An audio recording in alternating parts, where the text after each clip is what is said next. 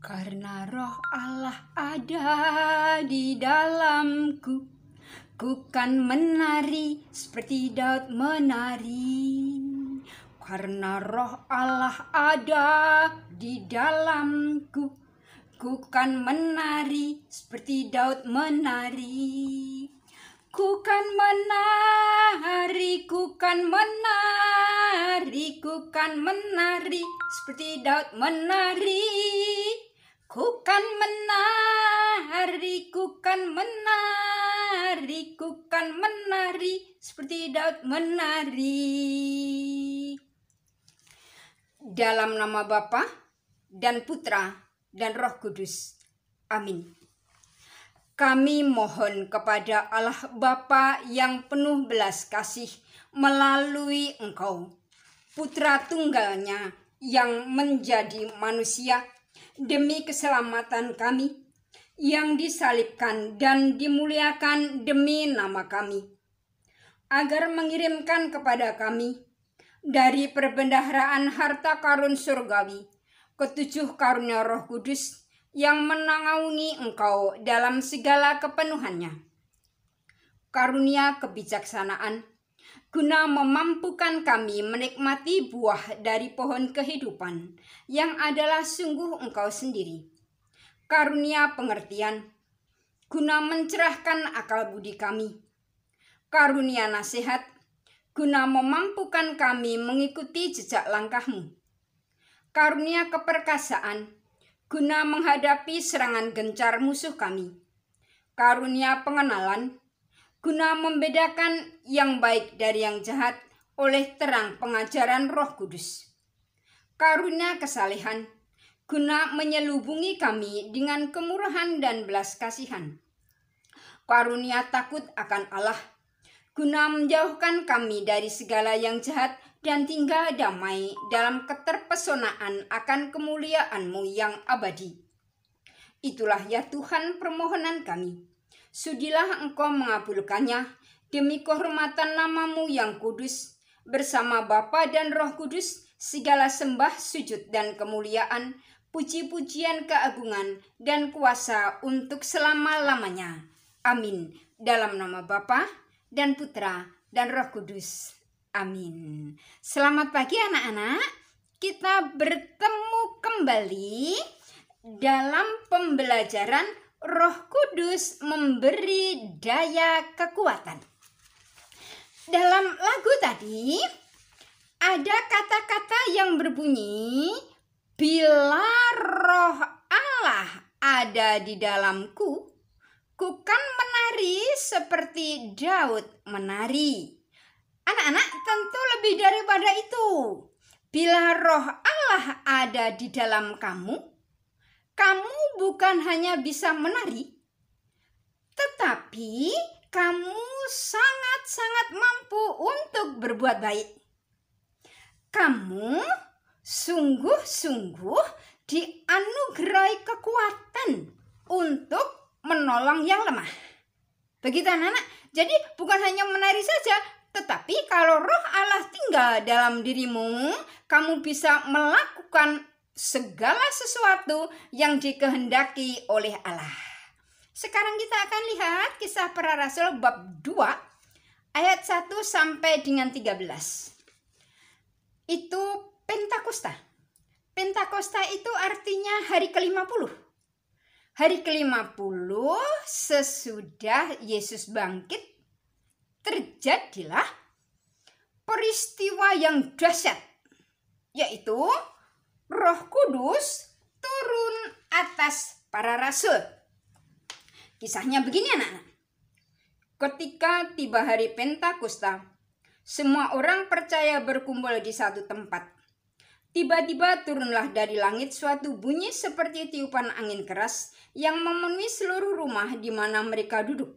Dan tampaklah kepada mereka lidah-lidah seperti nyala api yang bertebaran dan hinggap pada mereka masing-masing.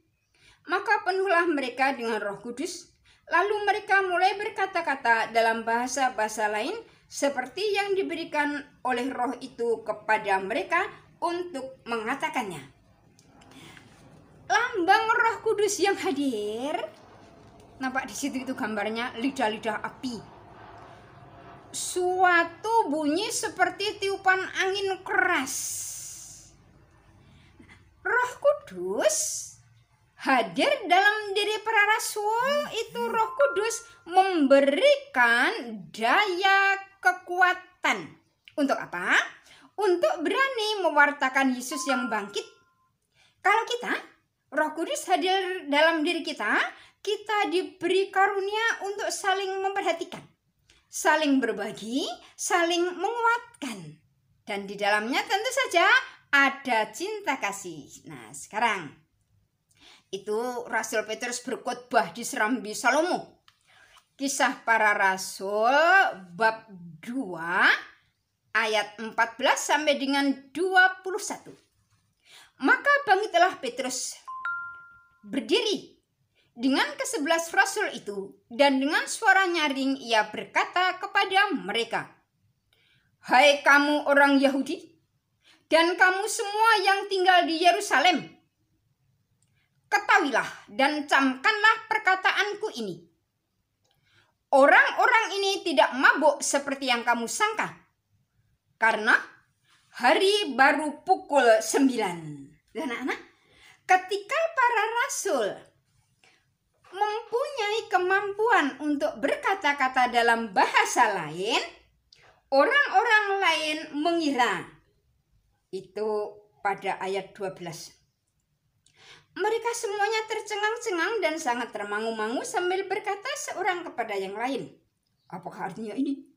Tetapi orang lain menyindir, "Mereka sedang mabuk oleh anggur manis." Nah, sindiran itu salah. Sindiran itu dibantah oleh Petrus. Orang-orang ini tidak mabuk seperti yang kamu sangka. Karena hari baru pukul 9, itu tidak mungkin. Karena saat itu saatnya orang bekerja. Begitu anak? Terus lanjut ya sekarang. Tetapi itulah yang difirmankan Allah dengan perantaraan Nabi Yoel. Jadi para rasul itu melaksanakan firman Allah. Firman Allah yang sudah dikatakan, yang sudah dinubuatkan oleh Nabi Yoel. Nabi Yoel itu dikutip di situ dalam Kisah Para Rasul ayat 17. Akan terjadi pada hari-hari terakhir, demikianlah firman Allah, bahwa aku akan mencurahkan rohku ke atas semua manusia. Maka anak-anakmu laki-laki dan perempuan akan bernubuat, dan teruna-terunamu akan mendapat penglihatan-penglihatan, dan orang-orangmu yang tua akan mendapat mimpi. Juga ke atas hamba-hambaku laki-laki dan perempuan akan kucurahkan rohku pada hari-hari itu, dan mereka akan bernubuat. Dan aku akan mengadakan mukjizat-mukjizat di atas, di langit, dan tanda-tanda di bawah, di bumi, darah dan api dan gumpalan-gumpalan asap. Matahari akan berubah menjadi gelap gulita, dan bulan menjadi darah sebelum datangnya hari Tuhan, hari yang besar dan mulia itu. Dan barang siapa yang berseru kepada nama Tuhan akan diselamatkan. Itu penting anak-anak. Ayat 21. Dan barang siapa yang berseru kepada nama Tuhan akan diselamatkan. Kita lihat sekarang apa itu peran Roh Kudus bagi kita. Yang pertama, Roh Kudus memampukan kita untuk memberi kesaksian hidup. Hidup kita ini dipimpin oleh Roh Kudus. Kemudian kita akan selalu berbuat benar dan berbuat baik. Roh Kudus memimpin hidup kita. Kalau kita berbuat baik, hidup kesaksiannya itu baik, kesaksian hidupnya itu disebut martir putih. Kalau kita sampai menumpahkan darah, artinya dibunuh karena beriman pada Yesus, karena ikut Yesus, itu namanya martir merah. Yang kedua, Roh Kudus memampukan kita untuk melaksanakan tugas pelayanan. Tugas pelayanan itu diakonia. gereja-gereja mempunyai rumah sakit, poliklinik, Balkesmas, panti asuhan, panti jompo, dan macam-macam pelayanan. Di bidang pendidikan ada sekolah-sekolah, itu tugas pelayanan. Begitu. Yang ketiga sekarang, Roh Kudus menggerakkan kita agar kita membangun persekutuan yang kokoh, mendorong kita untuk hidup dalam persekutuan. Begitu. Yang keempat, Roh Kudus mendorong umat beriman untuk saling menguduskan melalui kegiatan liturgi. Kalau kamu tugas misdinar, itu namanya mengikuti kegiatan liturgi. Begitu ya. Berikut sekarang tugasmu. Kamu isi kolom-kolom di samping itu. Tugasmu itu diberi judul berani berbuat baik. Gitu ya. Jangan lagi kamu berbuat jahat, jangan lagi kamu berbuat bodoh. Jangan lagi kamu bermalas-malasan, tetapi berbuat baik. Keutamaan apa yang sudah kamu lakukan? Perbuatan baik apa yang sudah kamu lakukan? Misalnya misdinar, menolong orang sakit, membantu memasak, mengasuh adik, atau tugas mazmur, dan seterusnya. Kamu tulis di situ. Misalnya kamu pernah tugas misdinar, tulis misdinar. Kepada siapa kamu itu bertugas? Umat, Romo, atau Tuhan? Kapan kamu bertugas? Tulis di situ. Di mana kamu bertugas? Karena yang bertugas kamu, ya kamu yang tahu kapan dan di mana. Tulis di situ, terus dikirimkan kepada ibu. Begitu ya anak-anak? Baik. Di sini ada lagu dari Peputihan Suci. Ini masih tentang Roh Kudus. Jadi kira-kira menyanyinya begini. Mongsa ulun dina bena lan kawula tinentremna amrih setya mring paduka boten jawah ing bebaya. Dalam nama Bapa dan Putra dan Roh Kudus. Amin. Ya Allah Roh Kudus, Engkaulah terang ilahi dan sumber kasih sejati. Kepadamu kami menyerahkan akal budi, hati dan kehendak, dan segala yang ada pada kami sekarang dan selamanya.